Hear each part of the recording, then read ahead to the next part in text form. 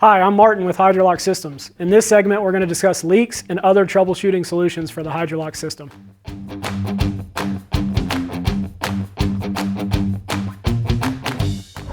One question we get all the time is, can the 6-plant kit be run with less than 6 plants? And the answer is yes. If you do that, your diaphragm pump may do what we call cycling, which will become louder and vibrate. To stop this from happening, you want to turn the pump on while it's cycling and then turn the small Allen wrench screw in just until you find the sweet spot of when the pump stops cycling. That'll have solved this issue. The second solution to pump cycling is to attach the unused lines as if they are being used, and you can run them back to the reservoir or in a bucket. And this will be imitating running a 6-plant kit, which will solve pump cycling forever.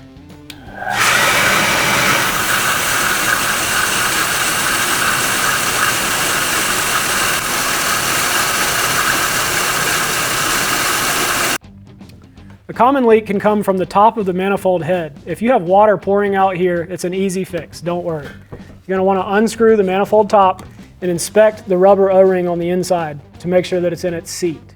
Once you've done that, put it back on, tighten firmly, and your leak will be solved. Any PVC connection leak needs to be disassembled, re-primed, and re-glued. You do not want to use any piece that has been previously primed or glued and expect it to not leak again. This also goes for any threaded connection. If you have a threaded connection leak, reapply your tape and screw down the thread properly. If you notice water leaking from your hose connection to the barb, take it off the barb, make another clean cut, and reinsert. If the leak persists, you can use a hairdryer lightly around it to help seal up the leak, or generally the leak will seal up over time. If you notice a leak coming from your sprayer connection, you want to do the same thing as the manifold connection. Cut it off and re-thread your sprayer on, ensuring that you don't over-thread the sprayer and potentially break the seal.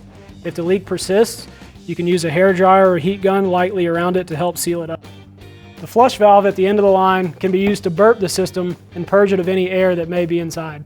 This generally happens when the system is brand new or right after harvest, so give it a quarter turn, 3/4 turn while the system's running to allow it to fill up with water properly.